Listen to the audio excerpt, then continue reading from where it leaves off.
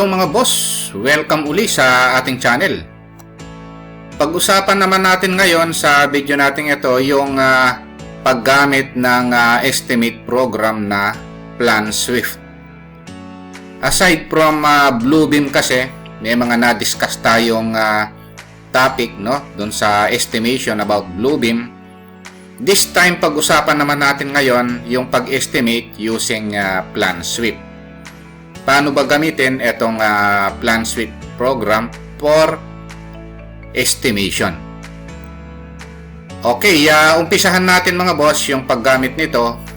Ang una natin gagawin mga boss pag gagamitin natin yung program na PlanSwift for estimation, i-open natin yung program, halimbawa ito i-close ko lang siya, so double click lang. Pag na-open natin yung PlanSwift,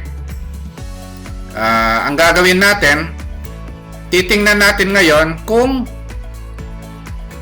ano yung mga file, So, i-click natin itong open na icon na ito, Titingnan natin yung mga pangalan. Dapat wala siyang kapangalan dito sa mga existing file na ito, So, ang gagawin natin, kung meron tayong i-estimate na bago, pipindutin natin yung new icon na ito.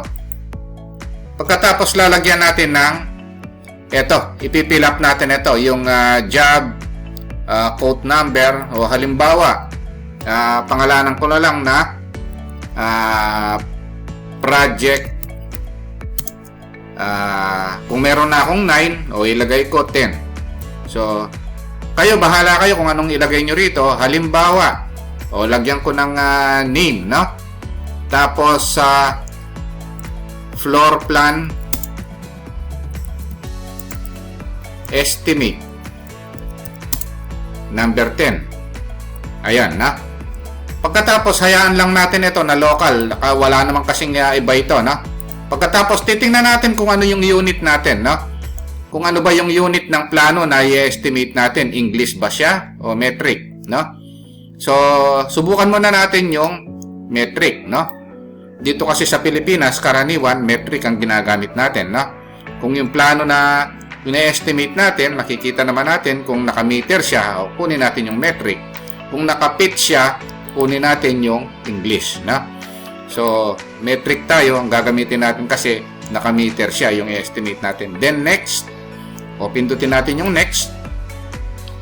Ngayon, hanapin natin yung file, I-browse natin kung saang folder nyo nilagay, saang directory, So, tayo, nilagay lang natin dito sa yung sample natin sa Documents PlanSwift folder. So, dito ko siya nilagay, o pindutin lang natin. Kailangan naka-check ito mga boss, kung gusto nyo kunin lahat ito. So, pag hindi nyo chinek yan, hindi nyo tatanggapin, O halimbawa, ang kukunin ko lang dito, itong plan with furnitures, model 2, itong video 2. So ayan.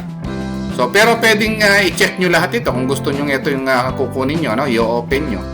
So ito lang ang kukunin ko, then next. And then hayaan nyo lang ito. Ngayon kung gusto nyo grayscale, ako kukunin ko na lang true color, para makita natin kung ano yung color ng plano, para madaling ma-visualize, Then saka lang natin i-next, and then finish. Ayan. So pag lumabas na yung plano na i-estimate natin, kailangan bago natin i-estimate ito, tandaan natin mga boss na dito sa PlanSwift, kailangan muna nating i-scale, So hanap tayo ng dimension dito na mahaba, halimbawa itong 8.5 meters na ito. O click natin yung scale button, yung icon na ito. Tapos since metric tayo, naka-meter, metric ang kunin natin. Pag English naman, itong standard, So metric.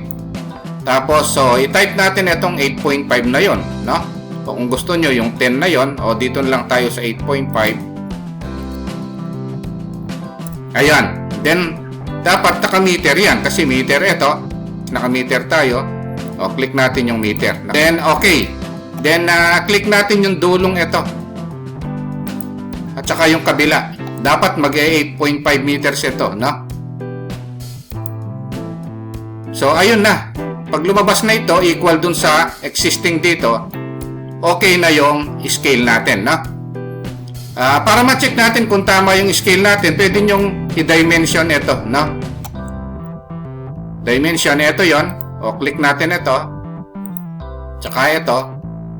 Ayun, yung 3 meters, no? So, equal siya. Ngayon, para hindi sagabal yan, i-erase na lang natin, no? Delete. Total, okay naman na yung scale. Click natin, delete. Ayun. So, para mawala. Okay na yung scale natin, no? So, ngayon, subukan nating mag-compute ng area, no? So, halimbawa, kukomputin natin yung area ng bedroom, no? Dito sa plan sweep. Meron naman tayong area icon dito, no? So, click natin yung area. Lagyan lang natin ng name, no? Halimbawa, bedroom. Area. Yan, no? Bedroom area. Anong kulay ng fill dito? So, halimbawa, ang gagamitin natin, ito. Brown. Then, yung okay ko lang. Tapos, so, pipindot na tayo rito. Ang kagandahan pag nag-click tayo rito, sa mga corner dito, ayun. Then, pag i-stop mo na, right-click, stop. Okay, so mako-compute na niya itong area ito. Pag gusto mo pang mag-compute sa iba, new section, no? O halimbawa, new section. Ayan. So, compute pa tayo rito. Ayan ang plan sweep, no? So, maganda rin itong program na ito, no? So, madali ring gamitin. Napaka-user friendly nitong plan sweep, no? Kung gusto nyong stop, o stop nyo na. Ayan yan, no? Halimbawa, nakalimutan nyo pala, meron pa rito, naka-stop na. Ang gawin nyo, right-click, continue with. Ayan, na. O, click nyo lang. O, hanapin natin yung bedroom area. So, ito yung bedroom area, then okay. So, o, tuloy tayong mag-compute dito. Ito na yan, na. So, ito total niya yung area. Kung ilang square meter yan, right-click, stop. Ito, 25.3 square meter. Ayan, no? Yung tatlong ito. Okay? So, ang susunod na gagawin natin, kung meron pang area ang kukomputin, o halimbawa, itong TNB, o pindutin lang natin yung area. Ito yan, no? TNB. Napakadaling gamitin nitong plan sweep, no, sa pang-estimate. User friendly rin ito, no. Tapos okay natin. O click natin ito. Yung mga corner, no. Right click, new section kung meron din sa kabila. So ayan yung area sa plan sweep, no. Stop kung tapos na. So, ito yun. TNB, ayan, 5.2 square meter, na. Ngayon, ang susunod na gagawin natin, halimbawa naman, gusto nating gamitin yung count. Halimbawa, gusto nating bilangin yung mga bintana, no? So, pindutin lang natin yung count. Ang kagandahan nitong count na ito, hindi na kailangang mag-memorize tayo o tandaan yung bilang. So, ang maganda, yung plan sweep na ang compute, no? So, pick yung count. Tapos, halimbawa, Windows. Ayan. So, anong kulay? Pwede natin iset yung kulay. Halimbawa, black. Anong shape, no, ng pang-count natin? O, halimbawa, diamond. Pwedeng circle, square, plus, triangle, diamond, no? So, halimbawa, diamond. Click. Then, okay. So, ito yung mga windows, oh. Ayan, na. So, ganun kadali, no, yung paggamit ng count sa plan sweep, no. Ito yun, no. O, pagtapos na, stop. Ayan, na. Ngayon, kung gusto natin bilangin din yung doors, o count uli. O, doors.